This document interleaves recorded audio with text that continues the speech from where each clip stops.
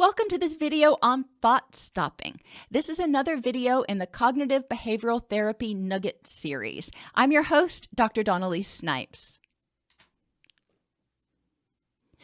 Sometimes our brain goes in multiple directions that we don't want, and some people call this monkey mind. What we're going to talk about is one aspect of taming that monkey mind, stopping some of those intrusive and unwanted thoughts. Thought stopping helps you redirect your brain. Maybe you're sitting there doing something at work and your mind wanders to something you're worried about. All right, well, in order to tame that monkey mind, you don't want to continue thinking about that thing. You want to tell yourself, no, I'm going to focus on what's going on in the present moment. So how do you do that? Well, first thing you do is exactly that. Tell yourself, no, I'm not going to think about that right now. Replace the thought with something else. You can replace it with a mantra. Maybe you're worried about getting some test results back, or you're worried about a loved one, and your mind keeps going there. Well, tell yourself, no, I'm not going to think about that right now. And then say some sort of mantra or prayer, like, the serenity prayer is my go-to. Grant me the serenity to accept the things I cannot change, the courage to change the things I can, and the wisdom to know the difference.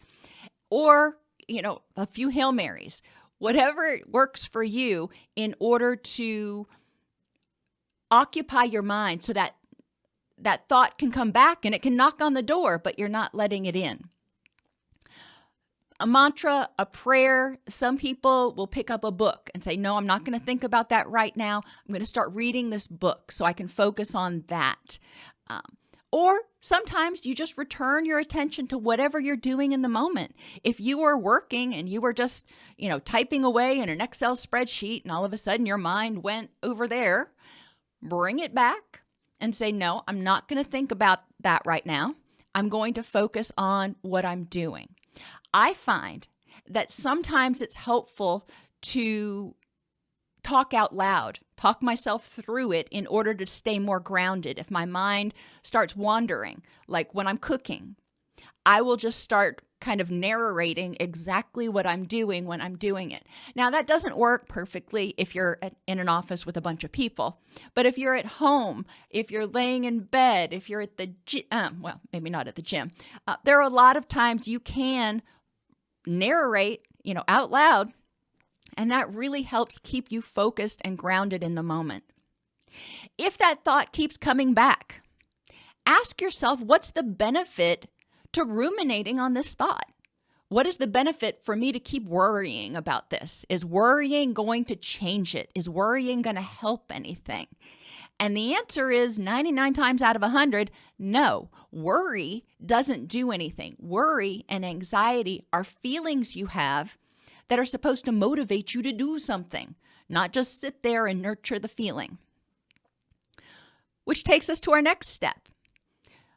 Once you decide that there's probably no benefit to ruminating on it, to worrying about it, or stewing on it, ask yourself, is there anything I can do to address this thought and improve this issue at this moment? If you're waiting on test results or worried about a loved one, for example, the answer is probably no. It's just a matter of you have to wait, you have to be patient, and that can be really agonizing at times. I get that. However, also recognizing that worrying is going to, impair your sleep. It's going to impair your immunity. It's going to, have negative effects. It's important to give yourself permission to not have to continue to revisit that. Some people find it helpful to write down their worries. If they get it out on paper, then they're not concerned that they're going to forget about it for some reason. So write it down and put it into your thought box. Some people will call it a God box. Some people will call it a universe box. Whatever it is, you take this worry, this intrusive thought that you're having, you write it down, and you put it away. You put it on a shelf.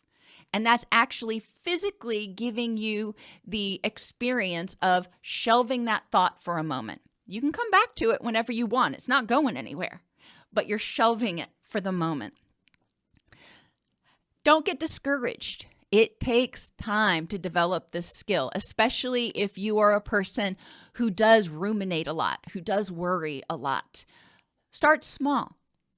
If you have an intrusive thought, try some of these techniques and try to get to the point where you can stop having the thought for 5 minutes.